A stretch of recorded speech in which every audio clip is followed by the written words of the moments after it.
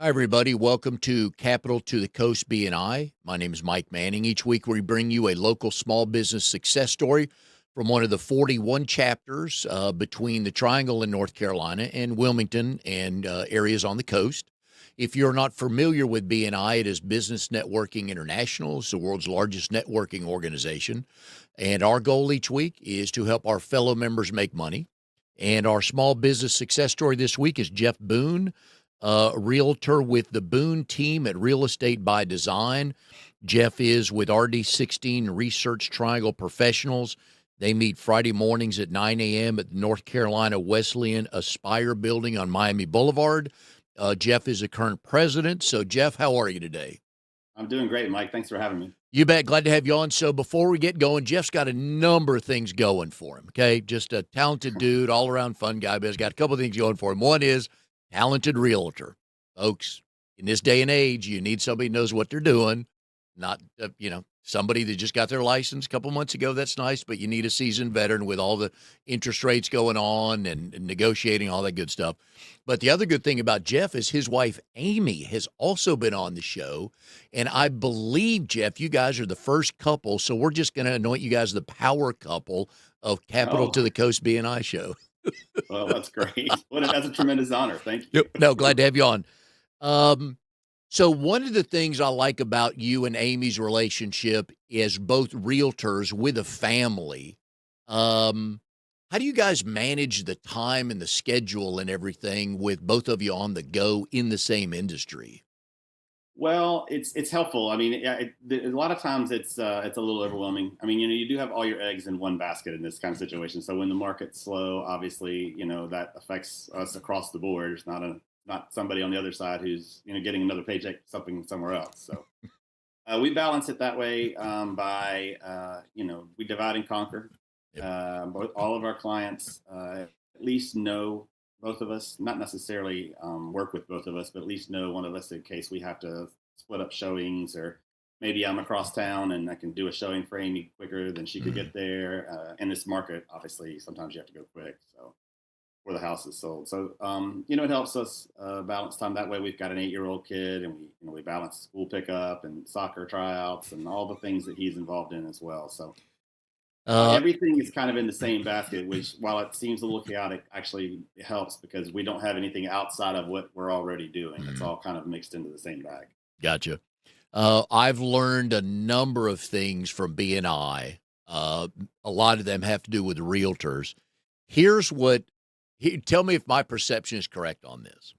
So we hear a lot of people now back in the day when it was 3 to 4% interest rates, everybody's getting their license. I think today probably there's around 12,000 licensed realtors in the triangle. They're pretty close. That sounds about right. Yeah. And Yeah. we know 90% of them, I don't think have done a transaction, at least 75%, but maybe even a little bit higher. And back then, the theory was, oh, I'll just get my license. It gives me flexibility and all that stuff. And while those are all true, I don't think in real estate school they tell them what you and Amy and all the other seasoned, successful realtors have to go through is the time you put in with a client to be able to put your sign in their yard.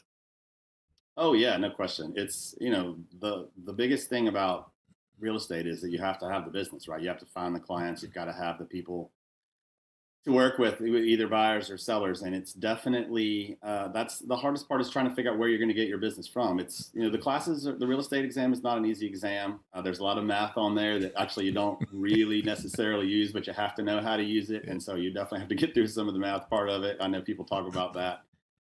uh, but yeah, it's finding the business once you've Yeah. gotten licensed, and once you get going and you've a comfortable spot to work for. That's the real challenge. And you got to be a hustler too. I mean, you got to be out there meeting people with a plan, and it's not easy to grow a real estate book of business. It's not. Honestly, everybody knows a real estate agent just Mhm. about one way or another, whether it's their friend or the guy they went to college with or their mom's cousin or something like that. It's always somebody knows somebody. And so not only are you have to figure out a way to get past them in order to get the job. you also then have to realize that on the back end, while working with clients, there's some real estate agent talking to somebody else in the family about something you're doing or not doing, and so there's a constant battle not only to get clients but to keep them. One of my favorite, well, I do a training for a number of the chapters. One of my favorite subjects to talk about when it's appropriate is the infamous Uncle Billy. Because I know Yeah. you've come across, no, my uncle said that it should be priced at 425, not 385. And then Oh yeah. the logical question is, so is your Uncle Billy in the industry? Oh no, but he loves the real estate industry. He's thought about flipping one day. I know you run across that, Geoff. Oh, we watched this dad, and there's a lot of, oh, well, we saw an HGTV that you can do this, and we can take out this wall, and we can redo this. And I'm like, if you take out that wall, the house is going to fall Yep. down. But we can talk about options that you might have. But yeah, no, everyone, everyone's a real estate professional, whether they're in the business or not these days. Yep. Everyone learns all these things and knows everything. So And I it's, think we can clear up the HGTV shows. It doesn't take a day to build a house, and it's not that cheap on the work you do. They have to that because one of the is Love It or List It came to the Triangle. I think they've come a couple of times. yeah. And the vendors that get on, the tradespeople that get on the show have to give all of their time, most all of their time away and their product to be able to have their logo seen on camera. So beware, Geoff. That's a great first best tip of the day. Be very wary of all those shows. And is that reality? And it is not. No, it's great entertainment, and there's Yep. definitely you can definitely learn some valuable things in those Oh, yeah. shows. There's some learning to be done in there, but it's Yeah. not the whole story. So you definitely need to work with somebody who's Yep. who's keeping you apprised on everything that's going on. And we can always tell when it's a house up north because it's like 1,400 square feet for $800,000. Right, and everyone's budget is one. I'm a stay-at-home mom, and my dad owns a gas station, and our budget is $1.3 million, and it's like some of these are not always the same. So it's an interesting story, and it's very entertaining. But Oh, yeah. it's Yeah. not always how it works. Which is another reason why you need a seasoned realtor to tell you, yeah, it's not going to work out that way. So, all right. So you've been a realtor since 2014. Now, so you have interesting previous jobs before that, which we're going to talk about.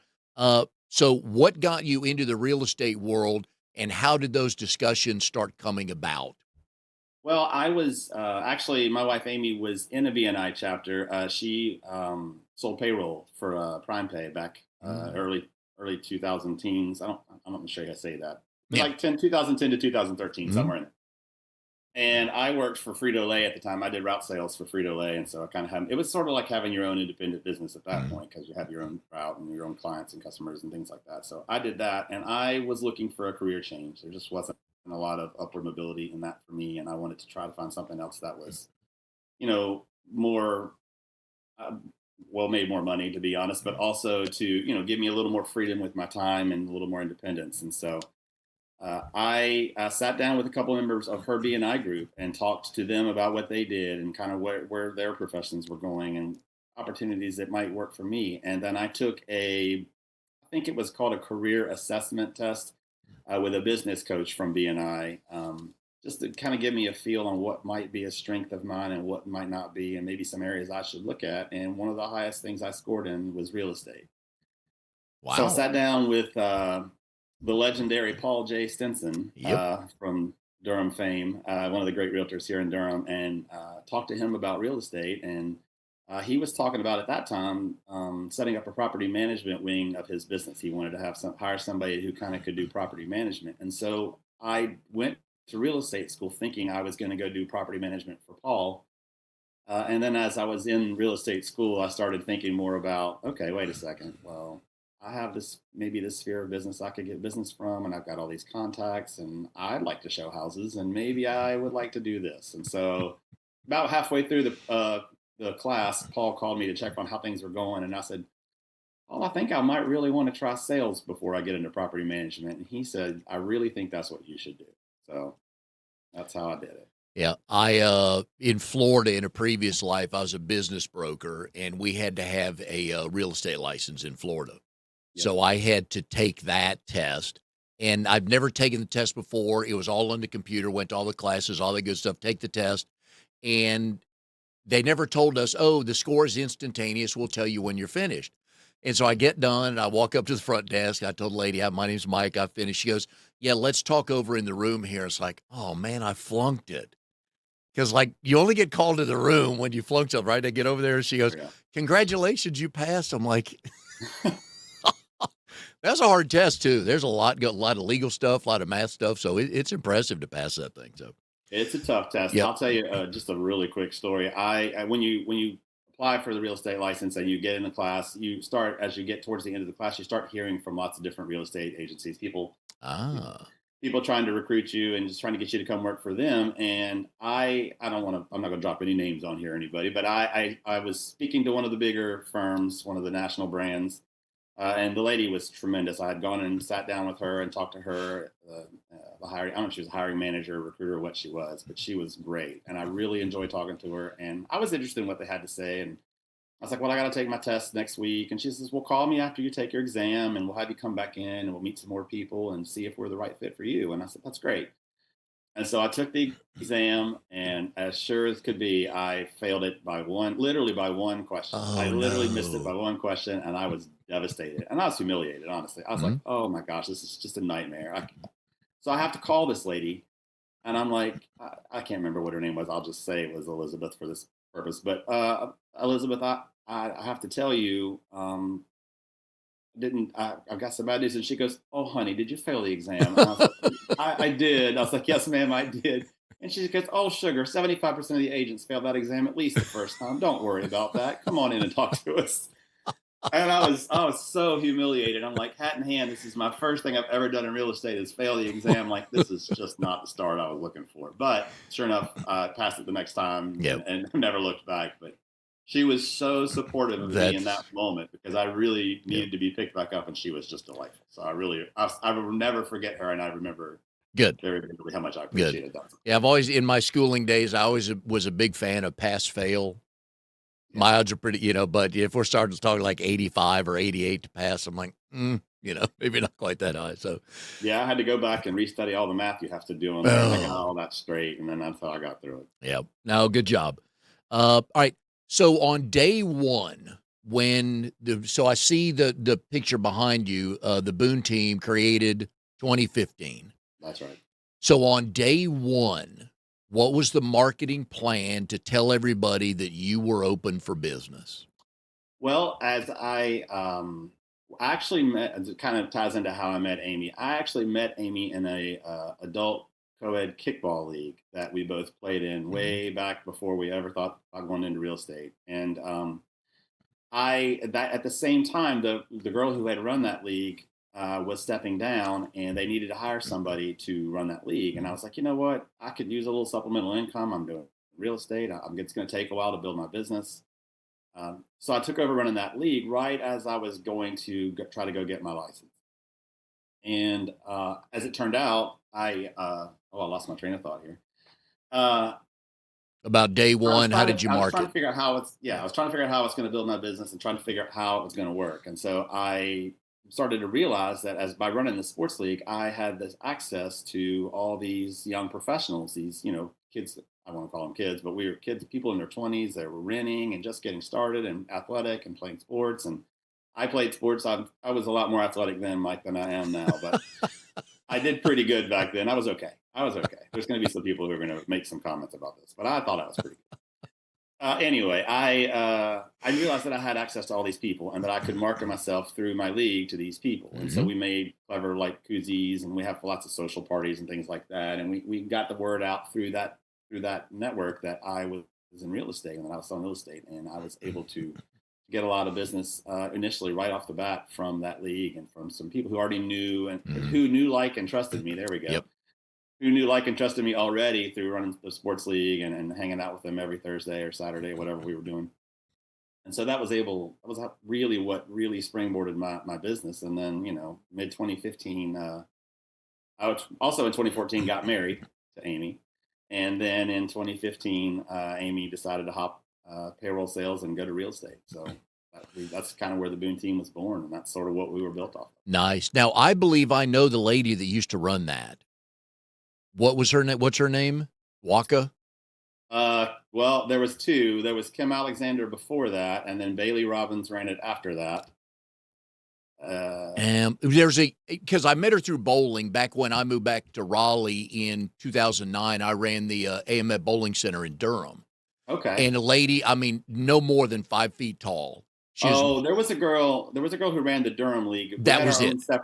own separate branch that was kind of under Okay. Yep. our Raleigh branch. But there was a Durham, and I know, honestly I don't remember right off the top of my Yep. head what her name was. I didn't Okay. know her very well, but Yep. But I like the fact that what you did and a lot of business owners struggle to do is lean into who they are, be it yeah, male, female, white, black, young, old, whatever.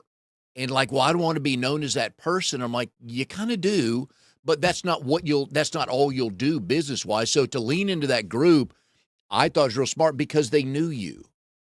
yeah. It's interesting. It worked so well for me, but what as I've been in this business now for I guess 11 years. I have a lot of people who are thinking about getting the business who always call me up and they're talk to me and they say, hey, what was the key? What really worked for you? And I say, well, what worked for me and continues to work for me is to be involved in extracurricular stuff, and that really means things that you enjoy, your hobbies, people out there seeing you do things that you enjoy, not just trying to sell them on stuff. Mm. So like I was able to build my business through my kickball league. I kind of aged out of running that league. We had a kid and had to start doing dad things. Now I coach and now I'm Mm. involved with all his things. But to do things that you enjoy and to let people see you enjoy what you're doing, Yep. and then also, oh by the way, I also do this in business, and this is Mhm. also another way that we could also connect. So the biggest thing I tell people is find something that you enjoy doing, whether it's a book club or church or anything it is that you're into, and then you can build your business that way. Yeah, because we make the assumption that, oh, networking is only in a formal structure at a certain time, at a certain place. And you're right, networking is you're on the men's church group, or you're in a book club, or a track club, or a kickball league. I mean, the world you are in, that's who's likely going to want to hire you because they already know you. So I think that's great advice to people. Yeah, I just think if you are trying to build business and you're trying to just sell people all the time, that's a hard Yeah. thing to do because people don't want to be sold. They want to get to know people. They want to be involved with you and see what you're about. And then it's like, I think I would really also like to work with you. You guys really seem like you know what you're Mhm. doing. I really want to work with you on this, Yeah. as opposed to just constantly trying to sell people. I think that's a hard thing to do. Yeah, and I feel for there's some seats in BNI I feel for because you can't truly explain, you can't give a good demographic description of, I want to talk to the people that are looking to buy a house. Mhm. Some people I need to meet people that are driving this type of car and they have two kids and they live in this house, things like that. So how did your elevator pitch evolve as you started to understand who your ideal clients were? Yeah. So, right. Everybody needs to buy or sell a house at some point, right? Everyone know, and Yep. again, everyone knows somebody who's going to do it. So you have to figure out ways to make yourself stand out. And I always thought, like for example, when I go to visit any other BNI group that I go to visit, they always have a real estate agent, right? Yes. And so, like the first thing you can't do is go into that room and ask for business because they already have an agent in there that they're working. Mm. And so you have to figure out ways to make yourself memorable. Now, I do like to be funny. I try to Mhm. be funny. Probably try to be funny too much, to be honest, but I do like to use humor and I do like to keep things light. And so sometimes I'll, tell a story or an anecdote or just something that, about the business as opposed to necessarily asking for business. Mhm. For example, I tried to get into my first BNI early in my career. That's 2014, maybe 2015. It was really, I think it was fall of 14. And I was in that group. I was in a group, that I was trying to get in a group and there was several applicants in there trying to get in as well. And so I told a story. Just sort of was I think it was Halloween, and there was like a Halloween theme to the meeting. So your 45-second pitch was supposed to be something that involved Halloween.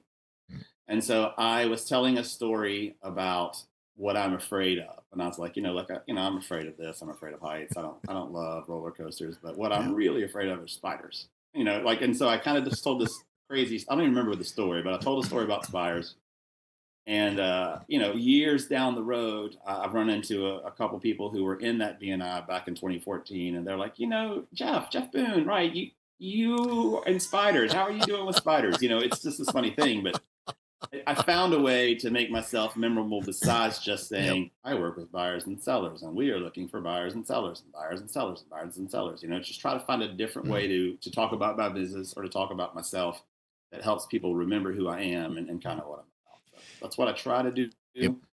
As far as the weekly 45-second pitches, honestly, Mike, now that I'm president and I run the meeting, I'm always so much thinking about running the meeting, and then like as we start doing our 45-second pitches and it starts to go around the room, I'm like, oh gosh, what am I going Yep. to talk about? Like I don't. I used to think about that on the way to BNI. I'm like, Yep. what do I want to talk about today? But now I think about running the meeting, and I got to induct somebody in the Yep. group, and I've got to do all these things, and then I get to the 45-second pitch, and I'm like, oh. So so Yep. I've had to recycle a few here and there. I've definitely, since I've been president, recycled a few, That's but fine. I do try to just talk about market Yep. conditions, or sometimes I'll talk about landscaping or things to Mhm. improve curb appeal, or just something to Yep. kind of help people know that I don't just buy and sell houses, but I kind of do know what I'm talking about as well. And I can talk about other things besides I just need buyers. Yeah, in realtors, you can have a long runway with a client. I just was visiting the Carry Connections group. Jade Van Ert with Keller Williams is the realtor there, Hmm. and she was telling a story that finally a lady she's been talking with for 2 years, they're putting her house on the market this week because the timing was finally right for the lady. So that scares a lot of people. It's like, oh wait, I've got to wait maybe 9 months before I can get a paycheck because we sold a house. How do you guys deal with that with regard to keeping that sales pipeline full, knowing rarely you're going to meet somebody today who's going to put their house on the market by Thursday, usually. Yeah, I mean, you have to understand that most everything is a long play in real Mhm. estate. I mean, it's interesting you bringing that up. We have some clients who we sold houses to back in 2015. We helped them buy and sell a house. Actually, right when Amy first got started, I think they were. She said they were her maybe her second or third clients. She was a provisional broker at the time then, so she had to have a full broker involved in the transaction as well. Mm. So it was me. And so I was involved with the transaction, and on our calendar, popped up today that she's meeting with them for coffee to talk about buying and selling and it said in 26. And so she's like, yeah, they reached out and we're gonna sit down and talk about, they're gonna sell their house and maybe buy something new. She's like, but we're so sorry. It probably won't be until 2026. And, Amy and I's kind of running joke is always like, hey, we got to eat in 26 too. So we might as well start building that business that way. So no, it's real estate is a really long play for some people, especially when people are thinking about selling. There's a lot of things that go into that. Where are they going to go? Do they have their ducks in a row? Their finances? Is the house ready to sell? Those things take time sometimes, and so you definitely have to be patient with other people's timelines and understand that we may be talking in April and they may not go see a house until October, Mm. or vice versa. So being patient with people and understanding that this is a long play, be there to answer the questions, be there to support them as they go through getting their homes ready to sell or getting their finances in order to buy. So be supportive and just let them push the pace and never make them feel like you're pushing them in any direction. Mm. And one of the things I like to talk with folks about is certainly not asking any income numbers, but when you start a small business and you are 100% commission, a lot of times we get in trouble. We're not properly funded. So, did you and Amy kind of decide we can go this long without a paycheck, or how did you guys kind of navigate that? Well, in my previous business, I had built up a pretty, not, I would say a decent, I guess it was a pretty good 401k that I was able to pull from. And I got some stock options through there No. over the years and had built up just a little bit. And so I was able to sell some of that stuff off to sort of support me as I got myself started. I was lucky enough to while I had what I thought was a pretty decent first year. I think it was four houses in the 7 months I was full time as a real estate agent, which wasn't a bad start at all. No. But I was very fortunate that 2015 lined up really, really well for me. I got a lot of business from the kickball league. I had some friends move to the area, I had some family move to the area. It just everything snowballed and was able to, really support me the way I needed it to. So it was able to allow Amy to leave her job Mm. and to also kind of go through that 6 month process where you're not really making a lot of money because you're going to all the classes and you're starting to Mm. figure out how you're going to build your business. So I was able to pull from some of that stuff and was lucky enough to have that because it's tough. It's a Yep. hard thing to go from not doing real estate to going full time real estate is a hard thing for a lot of folks to do. I was just lucky enough to have done enough in my previous job to be Mm. able to do that. When did you know this was a really good decision to get into real estate? Um, definitely. Well, I mean, 2015 definitely was definitely the bell cow. 2014, I felt good about it, and I had some really good experiences. But when we were going into 2015, I'm like, all right, this has got to be the year. I need to feel good about this. And so I was honestly the first 6 months of the year, I was a little bit busier than I could even handle at times. And Amy was on the back end, just kind of helping me organize thoughts and collect paperwork and things like that. And once she got into it and we started enjoying how much we like doing this together, Mm. it's just been the best thing ever since. So I've never looked back from them. Yep. So I always ask husband and wife couples that are co-own. You guys co-owners of the business? We are, Okay. yes. Um, what do you talk about after 5:30, and who breaks the tie? Oh, she's definitely the boss. There's no question about that. Um, But no, we talk a lot about real estate. We definitely, for example, Mike, we don't typically share clients and like we're both involved in all of the transaction. Mm. So like we might make sure the clients know each other so we can or know each of us in case one of us has to show a house or cover an inspection, something like that. But typically one of us drives the transaction with the client. Mm. The other one's in the background to bounce ideas off of and to share some thoughts with or frustrations or whatever that may be. So a little bit of it's that, so we have an 8-year-old, so a lot of it is conversations about whatever's going on in Rhett's world. And then sometimes we're like, oh, I'm just done with real estate today. Let's just have a beverage and, you Yep. know, Now, stare out at the grass and watch the grass grow. So which one of you is more likely to utter the phrase, "Oh, hun, before we go to bed, let me check the emails one more time"? Amy, Amy, we've always joked about this. We will go to bed and sometimes we'll be laying there and I'll just be about to drift off and she'll be like, "Oh yeah, by the way," and it's this information download that she dumps on me as I'm trying to go to sleep at 11:30, and I'm like, "Are you kidding me with this right now? We could have talked about this at 7:30 or 8:30 or 9:30. It's when I go to bed." So Yep. she's definitely the one that's still thinking and checking emails at 11. I'm usually my brain by like 9:30 or so is trying Yep. to check. I hear that. Plus, you got to get up in the morning with a little one, get him off to school, right? That's right. Yeah. You guys are part of Real Estate by Design. How important for people who are thinking about getting into real estate that are watching the show? How important is picking the right team to be a part of factor into this conversation? Oh, I think it's really important, and I think a lot of times you see younger agents get started, and they will hop teams. And sometimes they go from company to company to try to find the best support that they can get, which is totally understandable. But who you work with and who supports you is, I think, the most important part of this business. Now, when I worked for Frito Lay, that's part of the PepsiCo brand, and so I used to tell people when I worked for them, I was the smallest spoke on the biggest wheel you could imagine. It would have taken you a week to find me in the Rolodex. Like you just couldn't do it. So when I wanted to go into real estate, I wanted to kind of go somewhere where I had where what I did made a difference. Like had a bigger footprint than what I've had in the past. And that's not to say anything disparaging about all the big brands. There's a lot Mhm. really great real estate agents and really great teams out there. But it's just for me, I wanted to do something on a smaller scale, local, and I wanted to kind of build something. I wanted to feel like I was part of building something. And so that was what I was looking for in the business. And I was lucky enough again to have the sphere with the kickball league and the things like that. I was able to build my business from. But for a lot of younger agents, it's hard to get started to, right out of the gate with selling a lot of houses. So you do need the support of maybe the bigger team or join somebody else's team or assist somebody or even just the bigger brand name can help you sometimes get some business. So Yep. I think it varies for everybody, but definitely you want to be supported, which I've always been really well supported with Real Estate by Design. And you want to feel like they're wanting you to grow, not just to make money off of you, but to help build your business and to help build their brand as well. I think that matters. In your previous life as the sales rep at Frito Lay, selling, customer satisfaction, customer service, all the good stuff, what did you bring from that world that you applied to the real estate world?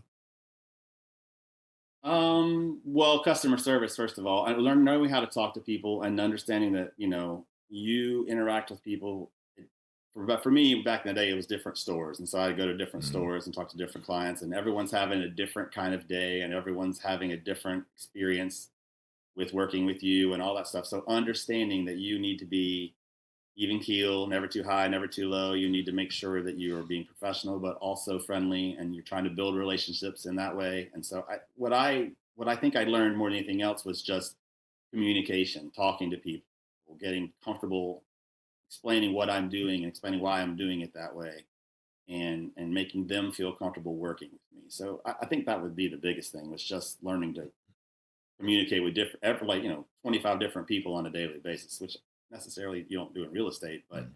it's understanding that everyone's different, every personality is different. This job doesn't change a lot, but the experiences people have do. So that's important to know. Yeah. Uh, one of the one of the favorite questions on the show here for my married guest is, I believe I remember Amy answering the question, so now I'm going to ask you, uh, how did you two meet? You said it was in kickball, but more specific, how did you two meet? And do you both tell the story the same way? I think so. Amy, we were our kickball league had a sponsor bar, and so on Thursday nights we played kickball, and then everybody went to the bar for beverages and food and all that stuff after karaoke. We had all kinds of crazy stuff that day. So we would go back to the bar after the games, and so Amy was there one night, and she went to the University of Miami, and so she was Mhm. wearing a Miami Hurricanes sweatshirt, and my best friend Scott and I were both there, and we were both Virginia Tech guys. Scott went to Virginia Tech. I grew up at Virginia Tech. My grandfather was a university treasurer for 30 years. I lived on campus. It's home. It is home to me. So we were just having we were standing, honestly, we were standing across the beer pong table from each other. And this girl was was a little chirpy, and she was wearing this Miami shirt. And if you know Amy, you know she's a little chirpy. Oh, yeah. She was wearing a Miami shirt. So Scott and I were teasing her, and she was giving it back to us because back in those days, especially Miami and Virginia Tech were big football Mhm. rivals, and they still pretty much are, but they were really big rivals back then. So it was fun to poke each other and kind of get to know each other that way, and we became sort of friends. And then we found out that we both liked the same NFL team, so we went and watched football games the next day, and just became friends. We didn't date for 8 or 9 months after from the time I actually met her, but we just sort of became friends that way. Yep. I remember the beer pong. Yeah. So back in the day, who was the better kickball player? Oh, I'm in trouble. I'm in trouble here. Me. I mean, probably me. I guess. I don't know. Amy's tough, man. She's Yeah. gritty. I'll tell you a quick story. We were. I think this was 2016. We were in the playoffs, and Amy was, played on my team. Obviously, once we started dating, we played on the same team from that point forward. And we were playing in a semifinal game, and we were losing. And Amy was 5 months. She was at the very end of being able to play 'cause she was pregnant. She was at the very end of being able to play, and we our game ended up tied, and so the extra innings started with a runner on second base, and Mhm. the runner on second base had to be the last person who made it out the inning before, right? And Amy had been the last out the inning before, so she had to be the base runner, and she's 5 months pregnant, Yeah. and she, we got on base, players made plays, we scored a bunch of runs, but Amy scored the winning run. 5 months pregnant for the kickball championship. Well, for the semifinals, then we won the Yeah. championship, easy Yeah. enough. But it's that to me. You say the better. I'm like I probably overall had a better kickball career, but I didn't do anything like that. So Yeah. better maybe me, tougher probably. Yeah, and in both of your primes, I know you're a little bit taller than Amy is, Yeah. but if I needed somebody on my team to break up a double play at second base and just take out the shortstop, I'm sending Amy. Oh yeah, yeah, yeah. She's the fighter in this group. Yep. I'm more the lover. She's more the fighter.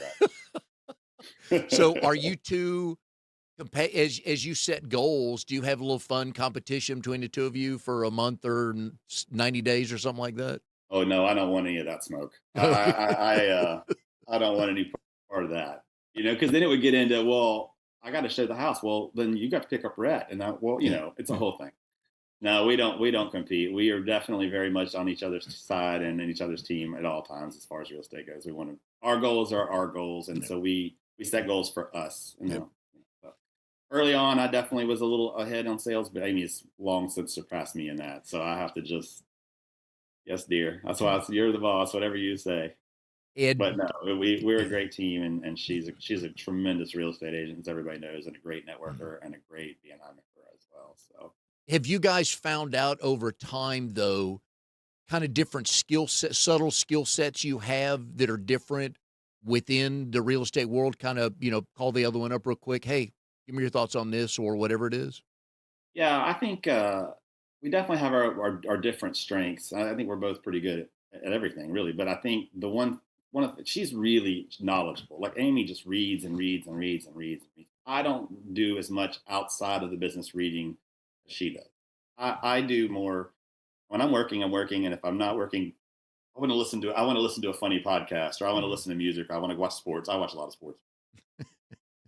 Amy is watching that stuff too, but she's also scrolling on her phone and learning things. And so she's got more of an inquisitive mind, I think, than I do. So for me, it's the knowledge. Like if I've got a question, I'm like, I don't remember what's this called, or hey, talk to me about, what we did here back in the day or something like that, or what do you think this should be. I pick her brain a lot about the technical side of our Mhm. business. And I think for her, she talks to me a lot sometimes about, I got to talk to this agent about this.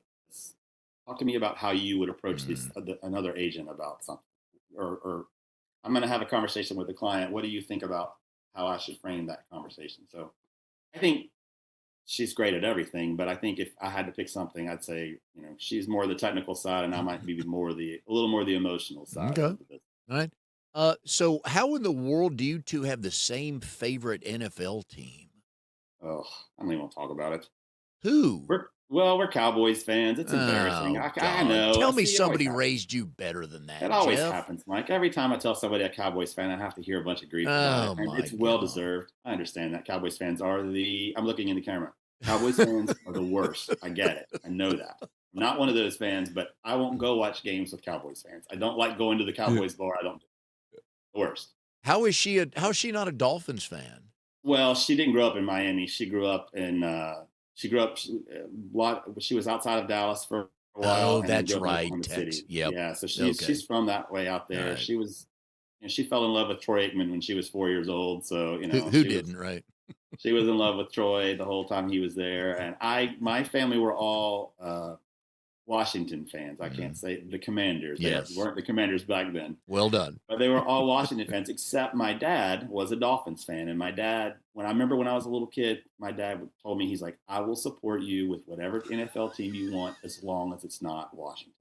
Oh, And so back in the day, if you'll remember, there was a TV show called The Dukes of Hazzard that used to come yes. on Friday nights at 8 o'clock, and it was everything was to get watch The Dukes of Hazzard before I went to bed. And then Dallas, the soap opera show, was on Love at that night, show. Still one of my top 3 favorites. Yep. and I was allowed to stay up to watch the opening credits of Dallas just to see the scene where they fly over the old Yep. Texas Stadium, and you could look down. Yep. They used to say that's where God would look down on America's Yep. team. That's what they call it. Yep. And so you could look down on that open roof and see this football field, and then I had to go to bed. And so I became a Cowboys fan because that was the coolest football stadium I'd ever seen, and the star was cool, and Mhm. the colors were Yep. cool, and I just became a Dallas fan, and I've been long suffering ever since. There was a post on Twitter, I saw it yesterday. Dak Prescott and his wife had their first baby, Yeah. and they had a picture of them, in the hospital, and the caption on the Twitter post was, "I'm surprised the baby w the delivery wasn't intercepted." Right. Twitter's good when it's good, man. Right. My first thought was nobody's better at Dallas in the offseason. Yeah, I know, I know. Alright, so if I've got my information right, in 1997, you enrolled in New River Community College. Oh boy, What we're was the throwing back. what was the plan? I wanted to originally. Well, I was a good enough high school student, but not a great high school student. And then when I got out of high school, I definitely wanted to goof off and play for a while. So I goofed off at a community college outside of Roanoke, Virginia, for a while, Virginia Western, and then I moved up to Virginia Tech, where I had some friends up there. And New River's sort of it's not the satellite from Virginia Tech, but it's the Mhm. closest community college to Virginia Tech. And so I went there for a while. What I really wanted to do was go into journalism. I really wanted to Oh, do. I didn't know if it was going to be broadcast or print, but I wanted to. I wanted to do something sports related in journalism. That's what I really wanted. And so my plan was to go there and get the 2 year degree or whatever from there. And then my girlfriend at the time graduated from Virginia Tech and moved to the Triangle for a job. And I wanted to come down here and I wanted to go to journalism school at Carolina. I didn't Mm. want to go to Carolina. I'm not a Tar Heel, but it's great school, and Oh, I yeah. wanted to do that. So my plan was to go into journalism, and then of course we came down here. We rented an apartment that we couldn't afford. I had to go into sales, business work, and I never went back. Never went to journalism. Do we know where that young lady is today, Jeff? Yeah, I know. She lives in Florida now. Okay. All right. Are we still good? Oh yeah, yeah. We got married. It was my first marriage. We had an amicable parting. We Oh, I didn't. did There not was know no. that. Oh, I wasn't Yeah, going there. Okay. it wasn't Amy. I know. I just Like, thought you guys just broke up and drifted apart. My no, bad. I did. I married my high school sweetheart, and we were together for I Oh, guess. jeez. Well, we were together from I'm dating myself, 92 to oof, 2008, something All like that, right. 2007. Okay. All right. But yeah, no, yeah, I do know where she is. Yeah, we Good. do still occasionally we'll message each other. Yep. Like when Jimmy Buffett died, she called me to make sure I Yep. was okay. Yep. That one hit me pretty hard, and so she's like, Yep. just checking in with you. You doing okay? And I'm like, all right. My wife's sister and her husband been to probably 20 concerts. They moved to Virginia. He was former FBI, eh, Air Force and FBI, and they moved to Virginia when he was out of the Air Force working for the FBI.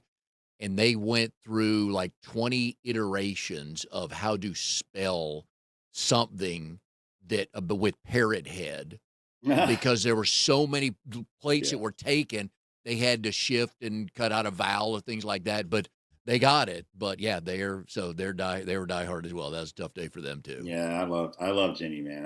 That one hit me hard. Yeah. I don't know if I'm a full blown parrot head, but I definitely went to a bunch of concerts and listened to his music all the time. Still, my favorite song is a Jimmy Buffett song, and Yep. all those things. So Oh yeah, man. That all matters. So, but yeah, they're huge fans. They got stuff in their garage that's hanging up all. oh, I love it. I Yeah. love So, it. all right. So, do you prefer sellers or buyers? Well, I like both. No, I not like an both. answer. Got to pick me I one. know, I got it. There's a different pressure involved Yep. with each. Typically when you're working with a buyer, you can advise them, you can show them as many houses. They're going to pick the one that they want, and then you have to figure out a way to get it for them. But sometimes they can only do so much, or they're only willing to offer so much. Mm, They control the transaction a little bit more. So they are the ones more responsible. Like if we don't get a house because they were outbid, then they were just outbid. yeah. That's not something that I can't make up the difference in money by doing other realtor tricks. It doesn't work that way. So we can structure our offers to be more appealing and do those kind of things that maybe we do edge somebody out that's close money wise with better other things in our offer. But it's it's uh, harder to do it as a listing. The listing is harder on an agent because there's a little more pressure. Okay. I have to stage the house. I've got to price it. I have to help them figure out how to get them all their stuff organized and get them ready to sell. And so when you list a house and then it doesn't sell, especially in a market where everyone assumes things are going to sell Mm, first couple of days, it's not like that anymore. But it was like that for a long time. And then it doesn't happen. There's a lot of pressure involved with that. So I like doing both. I like the hunt of working with buyers. I really like showing houses, and I like going and winning. I like to win, very competitive. I like to win offers. I like to do that part of it. I would probably say I probably prefer working with buyers, and Amy probably prefers doing listings. It's if we had to both pick one, I think we would be on the other side of each other. mhm. But I think it's close. So my question is, I never wanted to be a realtor, but I would not want to represent a buyer during the fall if my football team was playing at 3:30 on a Saturday and I got to show them 7 houses. How do you do that? Well, first of all, I give all my clients the schedule. These are the Saturdays I'm not available. No, I don't do that. It's one of those divide and conquer things again, Mike. Yep. Sometimes Amy doesn't go to every Virginia Tech game. I am a Virginia Tech guy. I don't go to every Yep. game anymore, but I do go to most home games. But Amy doesn't go to every home game. She doesn't care about going to see the Virginia Tech play all that much. She goes once or twice a year. Yep. She can lag behind, or we stay and work on Friday, or we come back, get back and drive back Sunday morning, or I've shown houses Saturday morning and then gone to a night Mm, game before. We structure it around. I mean, look, ultimately the buyer is more important than going to the game, right? So like if yeah, there's a situation where I have to stay in town and cover something, I will. But the great part of having a partner that's also my wife, that's mm, also, same household, yep, is if she's not there, she can cover for me. So she nice. covers for me, I cover for her, and that's how we do I saw the video of Metallica finally playing at the Virginia Tech Stadium, and folks, it. Yeah, if you so Virginia Tech's football team, they entered the stadium, I believe, to enter Sandman, right? that's right. For years, right? Longer than 25 years. yeah, They've been doing it for okay. I knew 25 knew years. as well. And Metallica had never played there, so Metallica finally played a concert there. I think it was in like the last 3 weeks or so. May 7th. And the last song I believe was Enter Sandman. And when they started playing, it registered as an earthquake, folks. That's how many people were in the stadium jumping up and down wanting to hear that song. It was a spiritual That experience. is a fan base It right there. was the greatest. They are Metallica has been my favorite band for years, and so it was. I mean, it was almost emotional. Like it Oh, you ended were after it ended, and there. I just sort of sat there and was, oh yeah, we were there. Oh, good for We were the you. we went and we took Rhett. That was Rhett's first concert, and so the Rhett's Oh, first concert, all he wanted to do was see Enter Sandman. He had to wait till the very end of the yeah. show. Yeah. I think he had his headphones on and was doing other things for most of the concert. But Probably, when it yeah. was time for Enter Sandman, he was ready to rock. Oh, I bet yeah, I'm not a huge Metallica fan, but for that particular moment, what it means to that school, I bet that was impressive. Been waiting for it for 25 years. And, there used to be rumors about it back in the day. Oh, Yeah. maybe they're going to show up and play. And I'm like, I don't think you're ever going to get Metallica to show up and play a 2-minute Yeah. hook on a song just so a football team can run out. It's never going to Nope. happen. Nope. Nope. No. But they did. They came. They were great about it. They worked great with the community. They were super super great to everyone involved. And what an incredibly special thing. Yep. I'm so grateful I was Yeah. And that was a big old stage too, wasn't it? there. It was huge. Yeah. Yeah, it was a big stage, Yep. and there was crazy people on the ground. I don't mind being on the floor for concerts, but I wanted to be up in the stands for Yep. Metallica. I hear you. I hear you. All right, so let's give a couple more tips. Somebody's thinking about getting their real estate license. What one or Hold on, two I'm not done here. what one or Sorry. two things do they need to be questions they need to be able to answer or things they need in place to move forward and get started to become a realtor? Well, I think you need to have a plan financially because again, you're not likely to jump in and make a ton of money right away. It's Mm, possible. Maybe you get lucky, or maybe you do have a structure already set in place where someone's going to support you. Or you can hop right on a team, and they're going to help you through that. But you need to have an idea of where that's going to come from because it's going to take a little mm, time. The other thing you need to think about is how am I going to build my business? Is it do I just want to hop on one of these big teams and just ride the coattails for a long time and see how this plays out and go a slow build, or do I want to try to do my own things, start my own maybe my own team, or do my own individual thing, and then how am I going to build it? Whether it's going to be through networking, whether it's going to be through your friend group, or you've got a church group, or anything that you do. Again, extracurricular. I talked about it earlier. Um, how are you going to build your business? Because again, everyone knows a real estate agent, and you're going to mm. compete against a lot of really great real estate agents in the area, and it's going to be hard to build a business to start. So, how are you going to do it? How are you going to afford to do it? Yeah. And understanding that it could be a long play. Yeah, the stories I hear from realtors about the length of time but you stay in touch with them. And that's the key thing. Like Jeff, I'm not doing anything until January 1. But I know you and Amy, it's a quick email here and there, drop by their Right. office or something, but just building that relationship and keeping it. Absolutely. Yeah, you got to keep touch with your potential clients, but you also have to keep touch with your past Mhm. clients. You send them. We send these cool little dessert cards out, little postcards that just go out once a month. It's just got a recipe on it. We Yep. don't call people and badger them, but it's just got our little recipe for the little dessert that comes out each month. And people love it. They remember us that way. They stick it on the refrigerator. Sometimes they Mhm. make them and send us pictures of us making them. And then, of course, lately we've been dipping a little more into this, excuse me, into the social media scene. And Mm.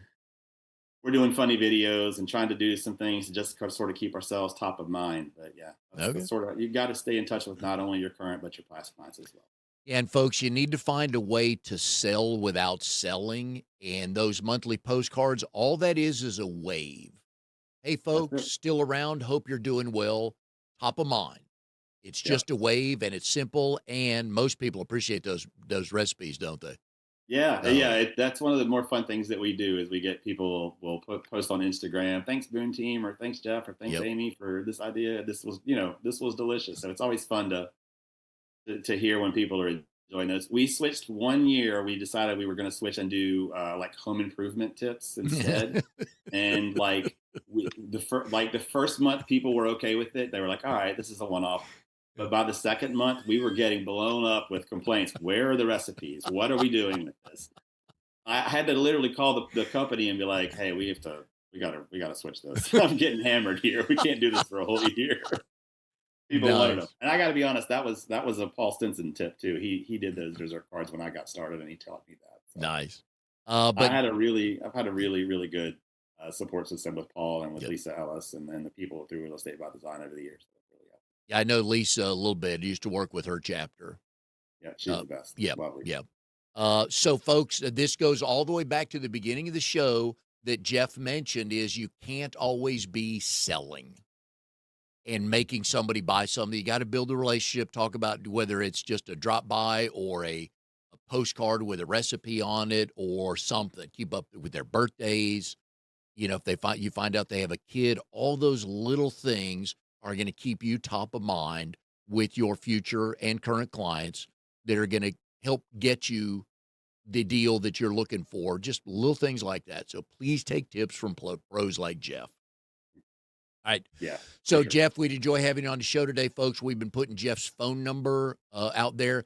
Geoff, what website do you want him to go to check out more of the Boone team? You can go to www.thebooneteamnc.com. You can also go to realestatebydesignNC.com. We're on there as well. We are on Facebook. We're on Instagram. I don't think we're on TikTok, but we Not, might be. not I've yet. got a social media girl who takes care of all that stuff. I don't believe we're on TikTok yet, Okay. but we are on Instagram and Facebook as well. Well, good. We've enjoyed having you on the show today. Appreciate all the good tips you've been sharing. Good luck the second half, almost the second half of 2025. And we will see everybody next time on Capital to the Coast BNI.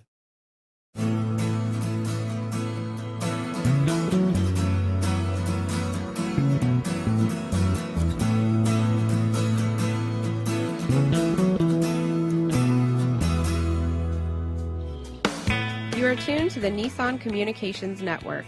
If you tuned in too late, you can always watch each program in its entirety or download an MP3 audio file of it in the archives section at nissancommunications.com. Don't forget to subscribe to our YouTube channel, follow us on Twitter, and like us on Facebook. Sponsored by StreamingGear.com and DeltaForce.net.